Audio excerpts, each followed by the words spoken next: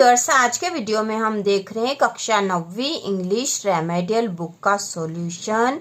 और आज हम इसके पेज नंबर 40 के जो क्वेश्चन है ग्रामर वाले वह हम करने वाले हैं। पेज नंबर 40 के और उसके आगे के जो ग्रामर वाले थे क्वेश्चन वह हम कर चुके थे। तो यहाँ क्वेश्चन है चेंज इनटू इंट्रोगेटिव। इंट्रोगेटिव मतलब प्रश्नवाचक वाक्य में हमें इसे बदलना है।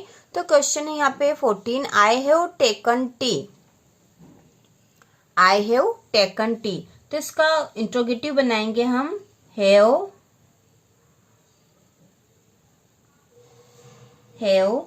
यू टेकन टी, और आखिरी में क्वेश्चन मार्क का आ जाएगा हैव यू टेकन टी। तो यह इसका इंट्रोगेटिव बन गया है। इसके बाद है Einstein was celebrated as a visionary. तो इसका हम इंट्रोगेटिव बनाएंगे was Einstein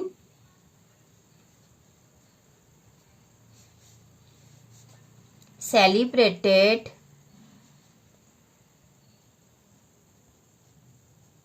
as a visionary.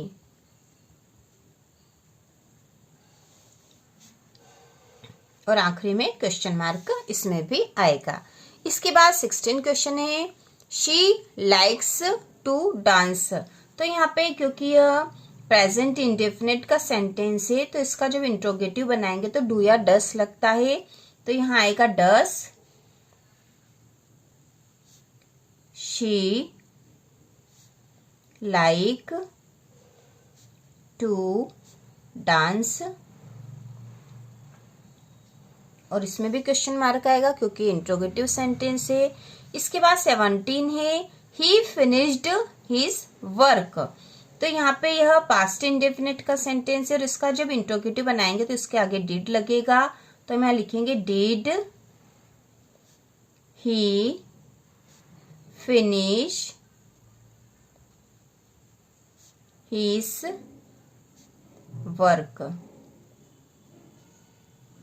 तो यहाँ डिड लगेगा और वर्ब की जो सेकंड फॉर्म के स्थान पर फर्स्ट फॉर्म आ जाएगी यहाँ।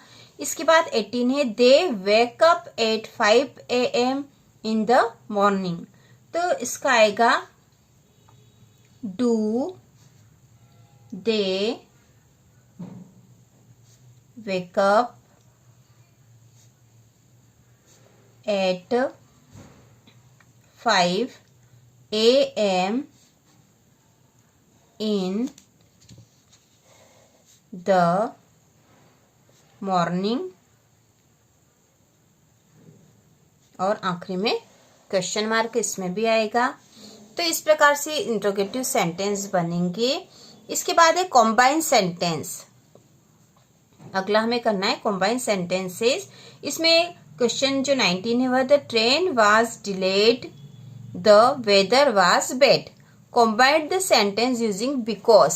ठीक है, बिकॉज से इसको कॉम्बाइन करना मतलब जोड़ना है। तो इसको हम लिखेंगे the train was delay.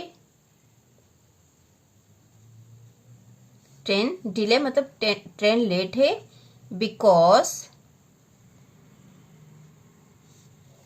the weather was bad। ठीक है, तो यह हमने इसको कंबाइन कर दिया। ट्रेन लेट है क्योंकि मौसम खराब है, तो यहाँ पे the train was delayed because the weather was bad. इस प्रकार से सेंटेंस बन जाएगा। इसके बाद जो अगला है he worked very hard he could not pass the exam. तो यहाँ पे है combine the sentence using but. But मतलब किंतु होता है। तो यहाँ पे है ही वर्कड वेरी हार्ड, उसने बहुत कठिन परिश्रम करा था। He could not pass the exam, वह परीक्षा पास नहीं हुआ। तो यहाँ हो जाएगा उसने बहुत परिश्रम करा किंतु वह पास नहीं हुआ। तो हम इसको लिखेंगे he worked very hard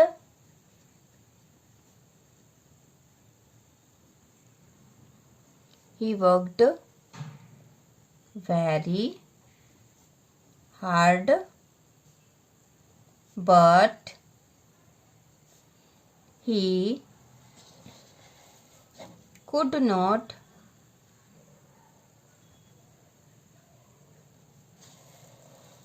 pass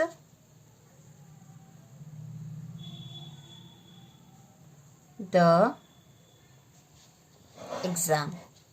ठीक है, तो बीच में बट जुड़ जाएगा और पूरा सेंटेंस कॉम्बाइन हो जाएगा।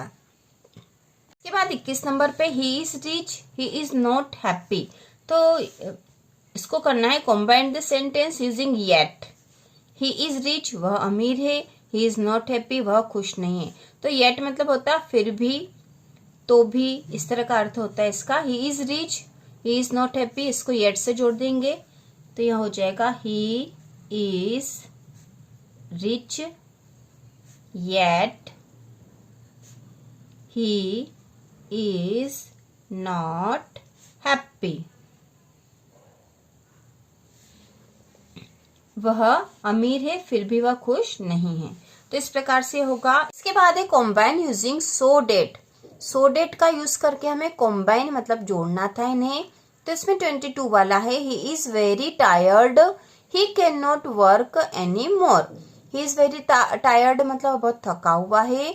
He can not work any more वह अब काम नहीं कर सकता।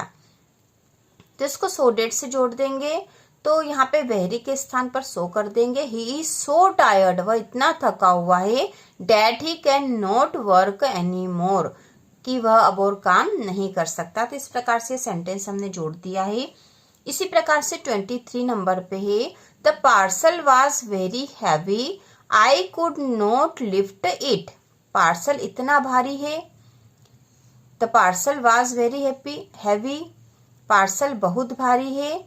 आई कुड नॉट लिफ्ट इट मैं इसे उठा नहीं सकता। तो इसको सो डेट से जोड़ेंगे तो हो जाएगा the parcel was so heavy that I could not lift it. इसके बाद है rewrite using unless in place of if. तो इन प्लेस ऑफ इफ मतलब इफ के स्थान पर यूज करना हमें अनलेस और यहाँ पर लिखना है। तो 24 नंबर वाला है if you don't study regularly you want learn your lessons. तो यहाँ पे जो अनलेस होता है यह नेगेटिव अर्थ होता है। ठीक है, यदि नहीं अर्थ होगा इसका अनलेस का। तो हमें यहाँ पे जो डोंट मतलब नोट वाला है वो हटा देना होगा क्योंकि यहाँ पे नेगेटिव मतलब नोट इसी में हो गया। इफ नोट अर्थ होता है लगभग अनलेस का। तो अनलेस यू स्टडी रेगुलरली। ठीक है, यहाँ पे डोंट स्टडी था तो हमने डोंट का नोट हटा दिया है क्योंकि नोट अनलेस में ही आ गया है। तो अनलेस यू स्टडी रेगुलरली इसका अर्थ है कि यदि आप रेगुलर स्टडी नहीं करोगे you want learn your lesson तुम अपना पाठ याद नहीं कर पाओगे। ठीक है, तो इस प्रकार से होगा।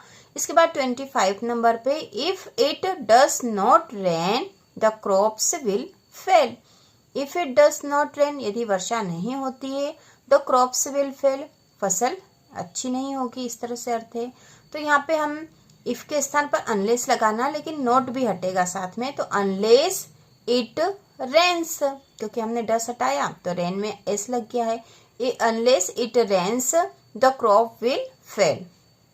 इसके बाद अगला है चेंज इनटू पैसिव वॉइस। तो हमें इन सेंटेंस को पैसिव वॉइस में चेंज करना है। इसमें पहला 26 वाला ही ईट्स बनानास। तो इसका पैसिव हो जाएगा bananas are eaten by him. ये इटन लिखा EATEN इटन।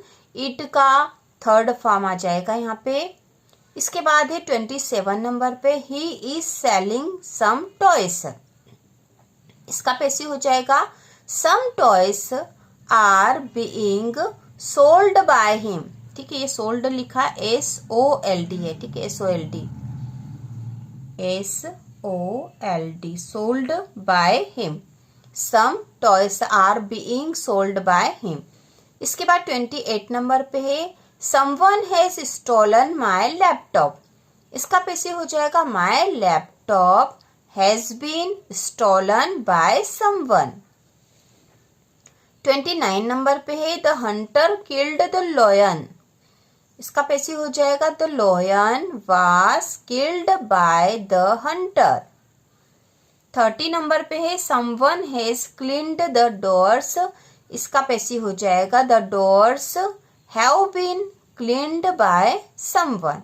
तो इस प्रकार से 40 और 41 नंबर के जो पेज के ग्रामर थी वो हमने कर ली है, समझ भी ली है, और इसके बाद आगे के भी हम क्वेश्चन करने वाले हैं। इसके साथ ही आपको क्लास 9th में जो भी प्रॉब्लम आ रही है आप कमेंट करके बता सकते हो, तो उससे संबंधित वीडियो बनाएंगे। तो इसी प्रकार के और वीडियो देखने के लिए कक्षा 9वीं की वार्षिक परीक्षा की तैयारी के लिए चैनल को सब्सक्राइब कीजिए।